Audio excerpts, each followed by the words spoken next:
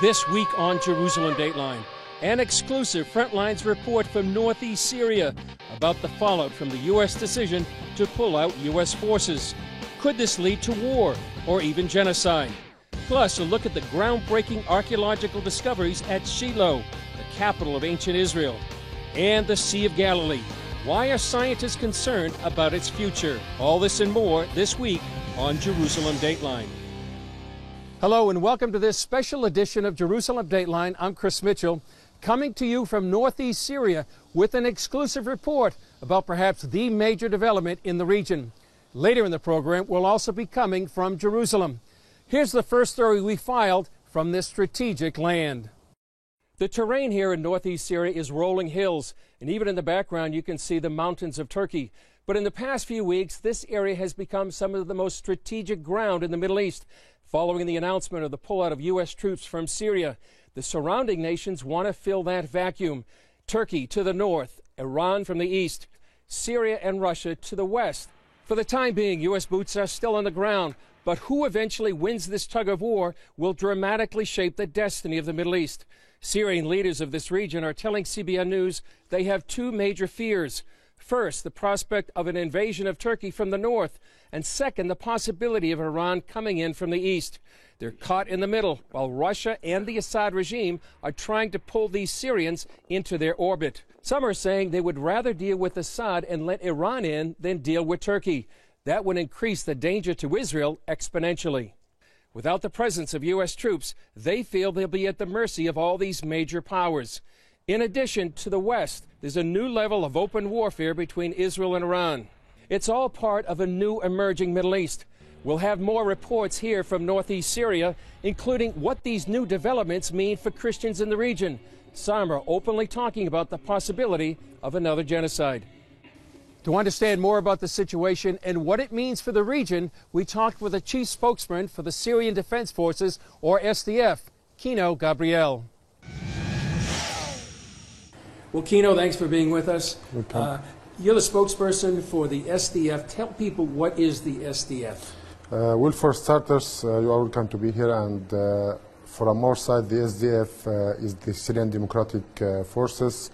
It's an alliance of different military groups who worked in North and East Syria to fight terrorism and to fight for the security and the safety of the people in the areas of North Syria at the beginning. It was formed in 2015 by the unification of different forces, including the Kurdish YPG and YPJ, the Arabic Sanadid, and several other FSA groups, and the Syriac MFS Syriac Military Council.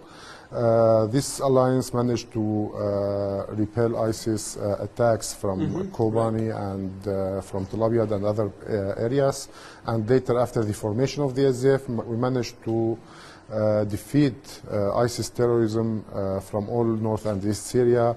We managed to liberate several areas, including Manbij and the so-called ISIS Caliphate capital, Raqqa, and now we are in the final stages of defeating ISIS in Deir Zor area in Far East Syria. So there was a big announcement by the United States, by President Trump last month. He said that the U.S. was going to be leaving. What does that mean for you, and what has that meant for the whole area right now? I think it was a surprise decision for the area. We were and we are still having different projects and programs worked alongside the international coalition and the U.S. troops who are present here.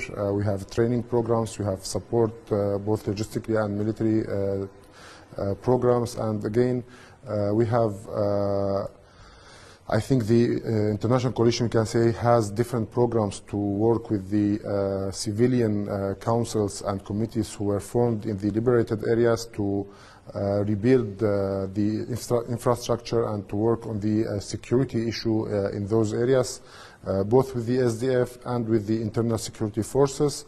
And the international coalition, we are working to fight back the terrorist cells of ISIS and to prevent any terrorist attacks made by them or any other groups who are attempting to destabilize the area at the current time. You talked about the fight against ISIS, and right now we're surrounded by a number of pictures of men and women who have actually fought and died in the fight against ISIS.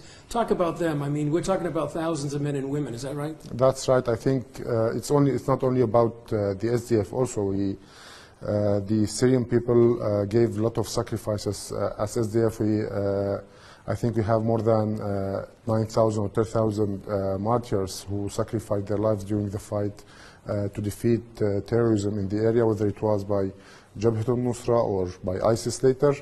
And alongside with them, we have so many international fighters who came here and fought alongside us and sacrificed their lives for the freedom and for the project of democracy that we are working here. Beside them also we have many international coalition soldiers, again, who gave this ultimate sacrifice to defeat terrorism. And for us, I think it is important at the current time because we don't want to see this sacrifice to go in vain and without the results we are hoping for. A decision to withdraw or the decision to withdraw from Syria put the area in an emptiness that is coming with the threat of the re-emergence of ISIS back again, because any kind of a chaos in the area would enable ISIS to reorganize and maybe to take back territory again. You talked about the danger of ISIS. Now that President Trump has made this decision to pull out, what are the other dangers that are surrounding? We've got about 2 minutes left. What are the dangers from Turkey, from Iran, from Russia, from Syria, in your mind? Well, from our side, I think there is different scenarios at the current time, and as forces and political representation of our forces is that the Syrian Democratic Council, we are looking for several steps that can be made to ensure the safety of the area. But again, there is a big danger and big threat for the area coming from different players of the Syrian crisis. We have Turkey from the north, we have the Iranians and the Syrian regime from the south who are ready to attack and to take control over the area in Raqqa and Deir ez-Zor, and they already have their militias ready there. We have the threat from Jabhat, from a Nusra Front and other extreme groups in the east, and of course the small remaining ISIS pocket in the east. Beside them, I think there are several matters that are in discussion with the international coalition currently. The security and the future of the present foreign ISIS fighters. We have hundreds of those, and what is the situation would be for them and how we are going to deal with that if any attack happened on the area, and the risk of them being released or loosed or escaping from the prison. And alongside it, of course, the matter of the threat of the life of more than 4 or 4.5 million people who are living in North and East Syria. Okay, well, Kino, thank you for your insight and understanding. And we're going to be having another story right now from Julie Stahl, Middle East correspondent from Jerusalem, about talking about another conflict between Israel and Iran inside Syria. Tensions are rising between Israel and Iran and Syria. The latest round began when Syria accused Israel of a rare daytime strike near Damascus. Then Iranian forces inside Syria launched a rocket at Israel's Mount Hermon ski resort on the Golan Heights. Israel's Iron Dome intercepted the rocket, and the event was caught here by a skier on a helmet-mounted camera. Israel launched a massive retaliatory strike at Iranian targets inside Syria, hitting a munitions storage site and an Iranian intelligence site and military training camp. The IDF took responsibility publicly and immediately for the airstrike, signaling a shift in policy away from its usual ambiguity. Iran said it was ready for war that would lead to the destruction of Israel. Israel will continue to block Iran's efforts to use Syria, Lebanon, and Gaza as forward bases for attacking Israel for the express purpose, which they openly declare, destroying Israel. In a telephone briefing, former Israeli National Security Advisor Yaakov Amidor said Israel is ready for action. For us to stop the Iranians from building the independent Iranian war machine in Syria is so important that we are ready to go to something bigger than that if will be needed. Julie Stahl, CBN News, Jerusalem. Coming up, Israel fights the effects of drought on the biblical Sea of Galilee. CBN presents The I Wills of God, your path to overcoming fear and anxiety. We're going to talk about some of the incredible promises God has made to His children. In Pat Robertson's newest teaching, you'll discover the I Wills of God. I will rescue him, protect him, answer him, be with him in trouble, deliver him, honor him, satisfy him with long life, show him my salvation, and see amazing stories of God's promises in action. What I felt was loved and treasured. God spared my life twice in 3 days. The good Lord had given me a second chance. Break free from stress and despair. The Lord doesn't want you to live in fear, but to know the rewards given to those who love God. Call 1-800-700-7000 or visit cbn.com. The I Wills of God, your path to overcoming fear and anxiety. Hello, I'm Terry Newsom. Did you know there are more than 148 million orphans in the world today? 148 million. But it was 3 little girls that taught me about the plight of orphans. My husband and I spent nearly a month immersed in the daily activities of a Ukrainian orphanage as we waited to adopt 3 sisters. I saw firsthand the utter loneliness, the pain of rejection, and the overwhelming desire to be loved. That experience changed me forever. And out of it grew a ministry from my heart called Orphan's Promise. Today, we're helping orphans and vulnerable children in more than 50 countries worldwide.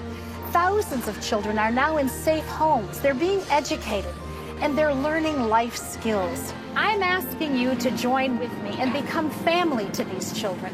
Will you call the number on your screen right now? Because every child deserves a chance to be happy. Welcome back to Jerusalem. I'm standing here on the Haas Promenade with the old city of Jerusalem and the Temple Mount behind me. Despite this sunny day, Israel's actually having a rainy winter season, and that's good. But the country is still suffering from a severe water shortage after 5 years of drought. That spells trouble for Israel and a biblical body of water. Take a look. More than 1 million tourists visit the Sea of Galilee each year, but the biblical lake is shrinking after several years of drought. This is the same Sea of Galilee that Jesus walked on. Out on the lake, it looks like there's plenty of water, but in reality, it's a different situation. There are altogether 21 boats on the Sea of Galilee, and because the level of the water is so low, for example in genocide, instead of 3 piers, we use only 1. Daniel Carmel owns 2 of those boats. He operates the Galilee worship boats and takes Christian groups out on the lake for a unique worship experience. They don't know how is the Sea of Galilee when it's full. This is the lowest that I ever saw. 25 years that I'm here, this is the lowest. Israel's rainy season begins in late October and continues until mid-March. After that, it usually doesn't rain. The lake is the main thing that characterizes, our life here from every point of view. Although today, unfortunately, we cannot make our living from fishing. Uzi Velish was born in a kibbutz on the Sea of Galilee and has lived on kibbutz Ginosar since it was founded in 1937. He's seen the lake at all different levels. When my first daughter was married, it was 93, it was very full. The wedding was on the lawn here in front of my house. You can see it, about 200 meters. Okay. It will come up toward the rocks. The rocks were put in there in the 70s to defend from the storm. There was a storm, east storm, and the waves chopped the soil, so they built these rocks. He said trouble started before Israel was a state, when the British built a dam. The moment you stop the Jordan, beginning to control. But only in '64, they added the big pumps that deliver the water from the Sea of Galilee to the south or to the middle of Israel. On top of that, Israel gives Jordan 50 million cubic meters of water a year as part of a 1994 peace agreement, and Jordan is asking for more. The lake has been low in the past and recovered, like 30 years ago when the receding waters revealed a hidden treasure. This boat is really completely unbelievable. Dubbed the Jesus boat, the fishing vessel was like one Jesus' disciples would have used. Discovered by two brothers in the mud along the shores of the Sea of Galilee, it soon became a national sensation. That was really something. The whole state was a boat from 2,000 years ago. This is and with such a significance, you know, that really can be related to Jesus, you know. Treasures aside, the Kinneret, as it's called in Hebrew, or the Sea of Galilee, used to be one of Israel's main sources of drinking water. Until not so long ago, the Sea of Galilee was one of the three main natural sources that supplied water. Now it hardly supplies. Growing population, increasing demand, and a drop in the quantity of water have all contributed to the situation. The lake is more than 15 feet below the full line. In a rainy winter, it would normally rise about 5.5 feet. Then it begins to evaporate again in the summer. But Israel Water Authority spokesman Uri Shor says when Israel saw the drought was prolonged, it stopped pumping into the main water system. We cut down the pumping there from about 400 million cubic meters per year to less than 30. And nevertheless, the level of the water of the Sea of Galilee continues going down. If the water level drops too low, the lake will become salty and it will never be able to be used for drinking water again. That's why Israel is trying a unique approach. Israel planned and started building water carriers that will bring water from desalination plants to the Sea of Galilee in order to keep the level of the water high enough in order not to lose the Sea of Galilee as a drinking water pond. Shore said they can't fill the lake completely with desalinated water, but they can fill it enough so as not to lose the quality of the water. I do not think that you have another lake in the world that people fill it with man-made water in order not to lose it. So we'll be pioneers about that as well. Shore said every 20 to 30 years Israel gets enough rain to fully restore the Sea of Galilee, but they can't count on it. In addition to not pumping the water out and pumping desalinated water in, Carmel had this advice. Pray hard for rains. That's what we need, a lot of prayers. Pray for rains, even when you're here. Up next, see how archaeology is digging up the Bible. Parents, the Superbook Bible app is a great way to get your child reading the Bible because in today's busy world, we can use some help. The free Superbook Bible app has fun stuff your kids will love. They'll have a blast learning the Bible, playing great games, watching cool videos, discovering heroes in the Bible. They'll have fun while they learn God's Word. The Superbook Kids Bible app, available now. Life. It's meant to be lived fully. Jesus said it. I came to give you life. Life to the fullest. Life in your family. Life in your finances.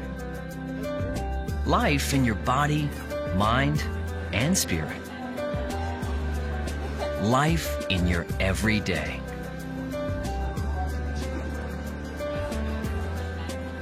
At CBN.com, we're taking what Jesus said seriously. We're here to help you discover life. Life. Live it fully. CBN.com.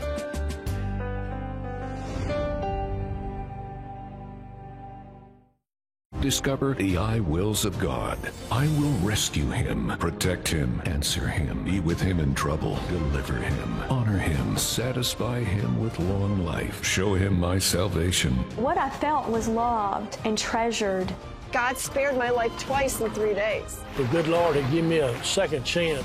Call 1-800-700-7000 or visit cbn.com. The I Wills of God, the latest teaching from Pat Robertson. More and more archaeological excavations are validating the Bible. And as Chris Mitchell reports, one dig has uncovered one of the Old Testament's most important sites. Welcome to ancient Shilo. This is the first capital of ancient Israel, and it's a sacred spot because the Mishkan was here, the tabernacle where people came to connect with God. Scott Stripling directs the excavation here, and along with dozens of volunteers, they're digging into history. We're dealing with real people, real places, real events. This is not mythology. The coins that we excavated today, we're talking about coins of Herod the Great, Pontius Pilate, Festus, Felix, Agrippa I, Agrippa II. The Bible talks about these people. We've got the image right there. That image includes a fortified wall built by the Canaanites. They're finding a treasure trove of artifacts, including coins and 2,000 pieces of pottery a day. Now this one was from yesterday. It's been washed already, so you see the same form right out of the ground and yesterday, and these are those handles from the stone vessels. Remember Jesus' first miracle at Cana, they were stone jars full of water. That's that ritual purity culture of the first century. An archaeologist looks at these shards as a fine timepiece. Just like your great-grandmother's pottery is different from your pottery that you're using today, and once we learn the pottery, then we can use it as our primary means of dating. Stripling says literally digging into the Bible can change your life. You can read the Bible, you can walk the Bible, but the ultimate is to dig the Bible. You know, when we actually get into the soil, like these students from Lee University, they're literally, it's under their fingernails and in their nose and their mouth and their ears, and they're exposing this ancient culture. It becomes one with you. And sort of like we came out of the soil, and as we dig into this soil, we connect with God and with each other, I think, in a very important way.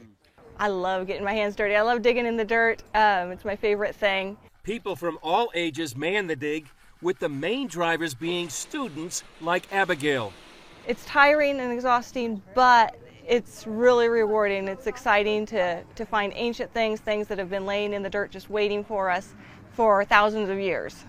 She says the Bible comes alive in the dirt. I read the Bible totally differently than I did before I came here, and when I read the Bible, I know the places, I know what's going on, I understand it more deeply, especially where previous archaeologists have claimed that the archaeology disproves the Bible, but when we dig here, we find that everything matches. You read it in the Bible, you dig in the dirt, and there it is. Archaeology doesn't set out to prove or disprove the Bible. What we want to do is to illuminate the biblical text, the background of the text. So to set it in a real-world culture, to what we call verisimilitude. So we get an ancient literary description. Now we have a material culture that matches that. Chris, you're sitting where Samuel and Eli and Hannah and these people that we have read about, they came just like us, needing answers, needing to connect with God, needing forgiveness. He says they dig into the past and find lessons for the present. One of the faith lessons for us is that God is the potter and we're the clay. And even if our lives are broken, like these vessels are, God told Jeremiah, after he told him to go to Shilo and see what he had done, he told him to go to the potter's house and look at a flawed vessel and see how the potter puts it back on the wheel and works out the imperfections. So my faith lesson is this, that yes, we're imperfect, but if we'll allow God, he wants to put us on his potter's wheel and he wants to make us a vessel of honor. Stripling often cites Psalm 102 that says, "O Zion, your servants take delight in its stones and favor its dust." Ultimately, Chris, if the Bible is true, then the God of the Bible has a moral claim on our lives. And as we establish the veracity of the biblical text, I hope that everyone watching will just think about that God loves us and he has a moral claim on our lives. Chris Mitchell, CBN News, Shilo, Biblical Samaria. Still ahead, see how Christians are helping this Holocaust survivor. When you give, smiles grow bigger. When you care, homes are happier. When you comfort, the hurt goes away. When we all come together to love, miracles happen. Hello, I'm Terry Newsom. Did you know there are more than 148 million orphans in the world today? 148 million. But it was 3 little girls that taught me about the plight of orphans. My husband and I spent nearly a month immersed in the daily activities of a Ukrainian orphanage as we waited to adopt 3 sisters. I saw firsthand the utter loneliness, the pain of rejection, and the overwhelming desire to be loved. That experience changed me forever. And out of it grew a ministry from my heart called Orphan's Promise. Today, we're helping orphans and vulnerable children in more than 50 countries worldwide. Thousands of children are now in safe homes. They're being educated, and they're learning life skills. I'm asking you to join with me and become family to these children. Will you call the number on your screen right now? Because every child deserves a chance to be happy. Hello? Is this thing on? Hey, kids, do you love games? And do you love discovering things? Well, do ya? Then you're gonna love this. It's the new free Superbook Kids Bible app. You can play games, watch videos, find answers to your questions, and a whole lot more. The new Superbook Kids Bible app. Free downloads available on iTunes and Google Play now. International Holocaust Remembrance Day is January 27th. That's the anniversary of the liberation of the Auschwitz concentration camp. Vera is a Holocaust survivor who lives in Israel. When she had a need, CBN stepped in to help. Vera is a widow and Holocaust survivor. Her family escaped the Minsk ghetto to join resistance fighters in the Belarusian wilderness. There was very little food, and the winters were so cold. Many died in the snow, and there was constant fear of being discovered by the Nazis. Vera told me that after the war, she married a fellow survivor. She and her husband wanted to leave Belarus, but couldn't get through the Iron Curtain. It wasn't until 1991 they were finally able to move to Israel. It was a dream to come here, but it was hard to start a new life. Vera's husband recently died from cancer. Her life got even harder one day when she came home to find the water pipes under her floor had burst. Water was everywhere. Without my husband, I didn't know what to do. I could never afford the repairs. I was devastated. So CBN Israel immediately located a contractor, and we covered the entire cost of the repairs. I was so happy when you told me you were going to fix the pipes and my floor. I had tears of joy. You were my only hope to get it fixed and to have water back in my house. It's a miracle. We also learned that Vera's oven quit working a few years ago, so we bought and installed a brand new one. Now, we also take her groceries regularly and spend time with her. What you do for me and the other survivors means the world. You give real support, and it's wonderful to know that someone cares about us. I am so blessed to know people like you. That's all for this edition. Thanks for joining us. And remember, you can follow us on Facebook, Twitter, Instagram, and YouTube. And remember to pray for the Kurds, the Christians, the Arabs, and others in northeast Syria, and for the peace of Jerusalem. And remember, the God who's watching over Israel and you and me neither slumbers nor sleeps. I'm Julie Stahl. We'll see you next time on Jerusalem Dateline.